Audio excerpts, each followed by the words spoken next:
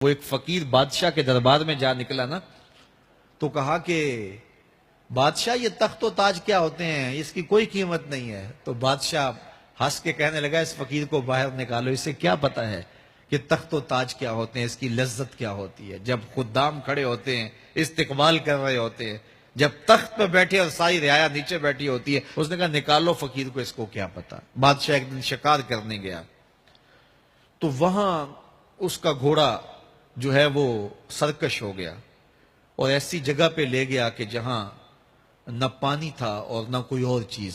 بادشاہ وہاں ہانپ رہا ہے کہ وہی فقیر مشکیزہ ڈالے ہوئے گزرا اور آواز دے رہا ہے پانی لے لو، پانی لے لو۔ بادشاہ کی تو موت واقع ہونے والی تھی، آخری ہچکیاں تھی، تو اس نے آواز دی پانی۔ تو اس فقیر نے کہا کہ ہاں تمہارے پاس ہے کوئی قیمت پانی دینے کی؟ اس نے کہا میں بادشاہ ہوں اس ملک کا۔ اس نے کہا ہوتے ہوگے، مجھے غرض نہیں ہے، میں تو بیچتا ہوں پانی۔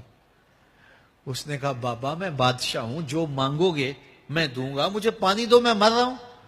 اس فقیر نے کہا آدھی حکومت لگے گی۔ اس نے کہا آدھی لے لینا، مجھے پانی تو دو، کیونکہ مر گیا تو ساری جائے گی۔ اس نے پانی کا گھونٹ دیا، پیاس کی شدت تھی، جب پانی کا کٹورا اس نے منہ سے لگایا تو پانی حلق میں اٹک گیا۔ اب پھر دوبارہ مصیبت بن گئی۔ تو اس فقیر نے کہا کہ میں حکیم بھی ہوں، اگر کہو تو تمہارا علاج کر دوں۔ اس نے کہا ضرور کرو، لیکن اس نے کہا میں یوں ہی نہیں کروں گا، آدھی باقی حکومت بھی لگے گی، وہ بھی لکھ دو۔ اس نے چمڑے کے اوپر لکھوا لیا، ساری حکومت لکھوا لی اور اس نے اس کا علاج کیا فوری۔ جو اس کے پاس ٹوٹکا ٹونا تھا تو اس کا پانی حلق سے نیچے اتر گیا۔ بادشاہ گھوڑے پہ بیٹھا واپس آیا، وقت گزر گیا، عرصہ بیت گیا۔ بادشاہ پھر تخت پہ بیٹھا تھا، وہی فقیر بھیس بدل کے دوبارہ آ گیا۔ پھر اس نے نصیحت کی کہ آخرت کو یاد کرو، یہ دنیا کچھ نہیں ہے، 4 دن کی کہانی ہے۔ بادشاہ نے کہا تو میرا خیال ہے پہلے بھی کبھی آیا تھا، تو نہیں سمجھتا تخت و تاج کی لذت کیا ہے۔ اس نے کہا اس کی کوئی قدر و قیمت نہیں ہے، چھوڑ اسے، آخرت سب کچھ ہے۔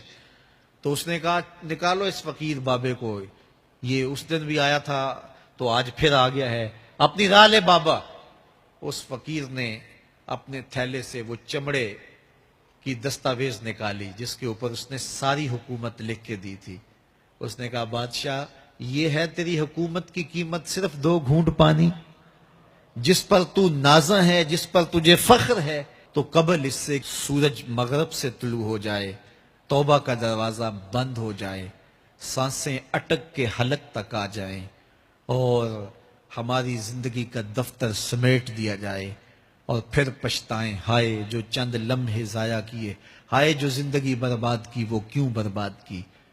کل کے پچھتاوے سے بہتر آج کا پچھتاوا، زندگی پلٹ ہوگا، وقت پر کافی ہے ایک قطرہ بھی آب خوش ہنگام کا، جل گیا جب کھیت برسا می تو پھر کس کام کا۔